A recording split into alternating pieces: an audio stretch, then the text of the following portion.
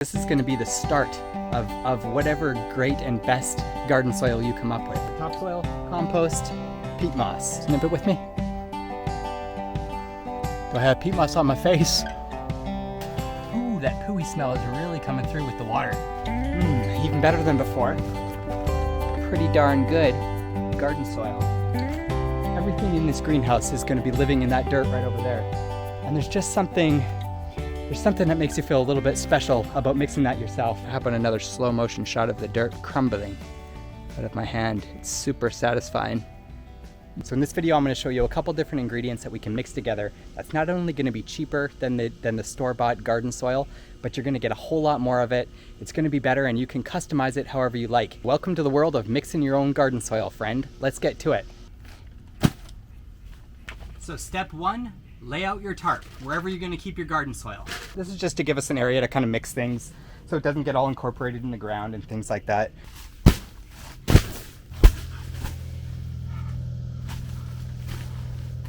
We've got topsoil right here, 3 bags of that, 1 cubic foot each. Now topsoil is something that you can just dig out from your yard if you've got a bunch of, a hill that you need to dig out, or if you've got a bunch of soil laying around.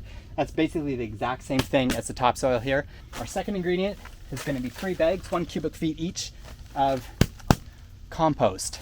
And then back here, my favorite, because it smells the best. And if you've seen any of my videos, you know I'm all about smells, is peat moss. Now this stuff is going to help keep things aerated. It's going to just help keep things light and fluffy. It smells amazing. You just can't have garden soil without a bag of peat moss. But secretly, I want to have a big old pile of garden soil right there, just so every time I walk into this greenhouse, I can breathe it in. 3 simple ingredients. We've got topsoil, or just whatever regular dirt you've got. We've got compost and manure, and we've got a big old bag of peat moss. So the peat moss is 3 cubic feet, and each one of these bags, 3 of them, is 3 cubic feet of each of them. So a third of compost, a third of topsoil, and a third of peat moss. Now, why am I calling this pretty darn good garden soil? It's because, you know what, I'm not claiming that this is going to be the best. But what this is going to be is this is going to be the start of whatever great and best garden soil you come up with, because this is going to give you your base. And from here you can add plant foods or other aeration things like vermiculite or perlite or any of the ites sounds, any crazy ingredients you want to add. You're welcome to add it to this. And this is going to be a nice, affordable, good way of getting you a big old pile of compost on your tarp, potentially in your greenhouse if you're doing it just like me. Topsoil, compost, peat moss.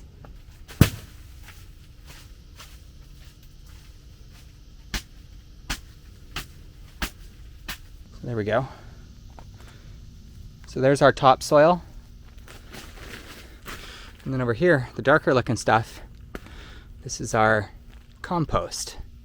So this stuff is full of manure, other goodies.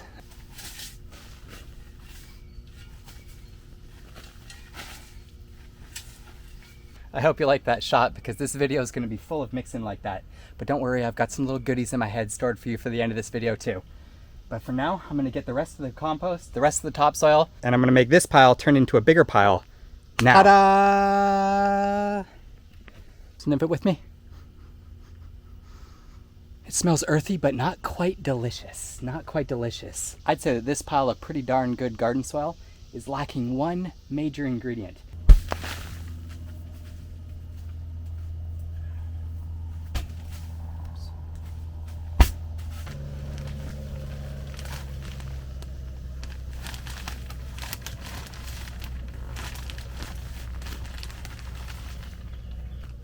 Let me switch the shot up. Do I have peat moss on my face? So you really have to dig down there, because it's a lot of peat moss. But eventually, you're going to start to see the other colors coming through and showing up. We're starting to get a nice consistency here. Everything's starting to get mixed in. This peat moss is just adding so much, I don't know, what do you call it? Bounce to the garden soil. Get a nice big scoop of the whole thing here. There it is. There it is. You know what I think it is, guys? I hate to admit this, but I think the smell I think the smell that I'm loving in garden soil is the cow poo. I think I just love the smell of poo, is what it basically boils down to. Let me head over to the garden let me head over to the garden hose and get my face washed up. All right, that's better. Now let's get the rest of this dirt mixed together. Our pretty darn good garden soil, I should say. So it's basically just a matter of stirring it all together. So now that we've got everything all mixed together, there's one last step to just sort of give it that extra push to incorporate. And it's the same thing that incorporates everything in life, and that's water. Let's just give this a nice squirt. Oops. It would help if I'd actually turn the hose on. Let's go. Whoops. Get everything nice and moist. Are there any shots I haven't got of stirring the dirt yet? I did say that there was going to be a lot of these. Try and get some of that moisture down in there.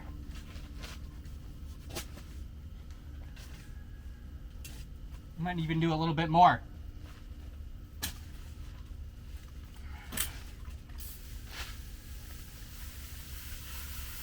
Ooh, that pooey smell is really coming through with the water.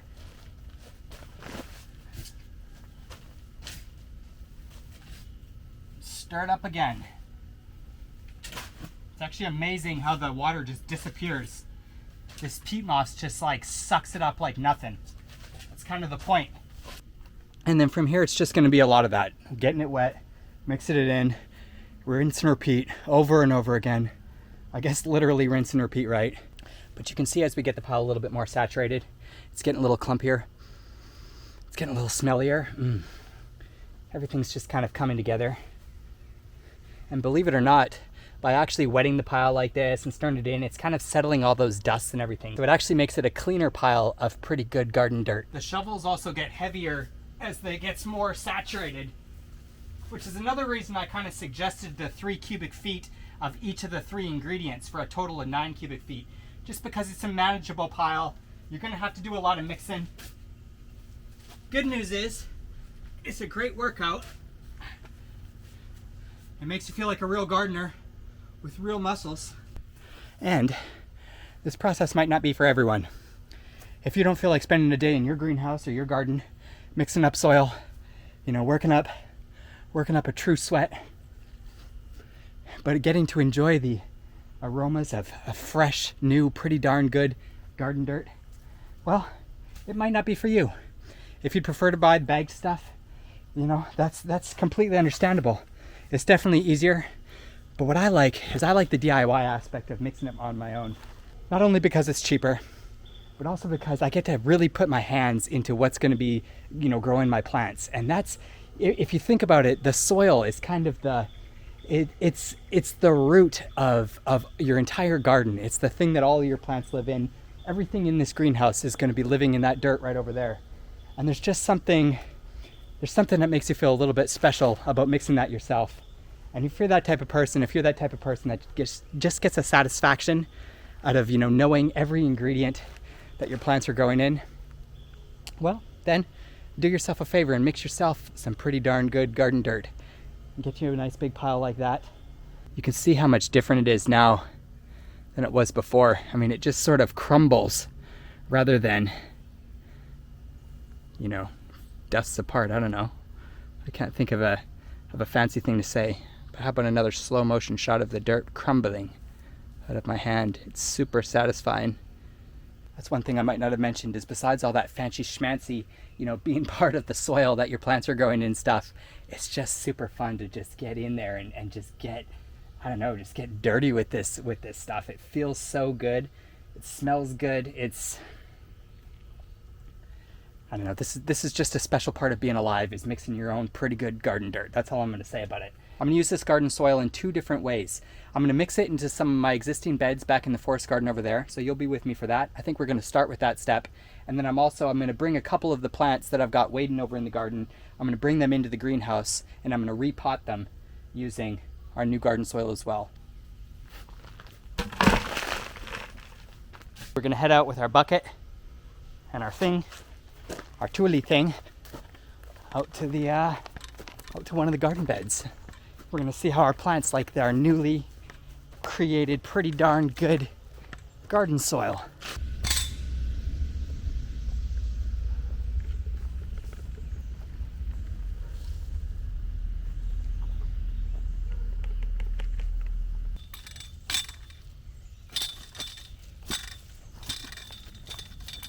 And then down in here, especially in the parts that are near your plant's roots and things like that, you know, you do what us gardeners like doing best. You get in there with your hands. You can spend as much or as little time on this part as you like. Feel free to say hi to the earthworms as you pass them by. See that little guy? And that's what pretty darn good garden soil reminds me of. It's just a pretty darn good life, ain't it?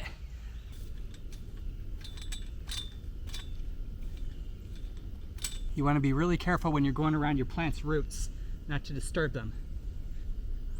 But you know, part of a true gardener's mastery is to kind of know that fine balance between, so you can get in there a little bit rough, but you know when to stop so you don't do any damage. I'll see you back over there at the greenhouse, and I'm going to show you the second reason that we're going to use our brand new, pretty darn good garden dirt. Kind of pick the sides up, and then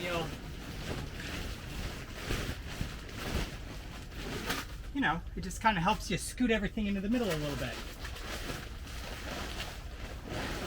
And it's another great way to kind of, flex your gardener muscles. We're finally ready to use our potting soil, I'll call it this time, for its second purpose. And what do you know, it's going to be potting stuff. And we're going to fill these up with some of our delicious, still smelling even better than before, pretty darn good garden soil. Want a POV of this one? There's some for all of yous. So not only can you use your pretty darn good garden dirt for, amending your beds in your actual garden outside, but you can use it for your potted plants as well. In fact, this is probably what you're going to be using it. This is the original reason that I made this pile of garden soil, was because I built this greenhouse, and now it's time to fill it up with plants. Okay, so we're going to grab these two guys right here. We'll start rolling some music right now. I'm going to slowly plant our three pretty little plants over here.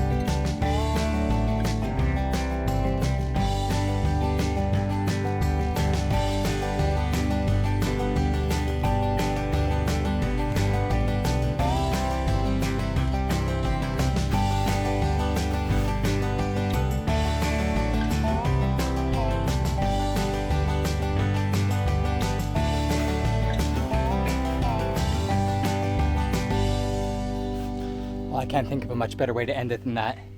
I'll see you on the next one.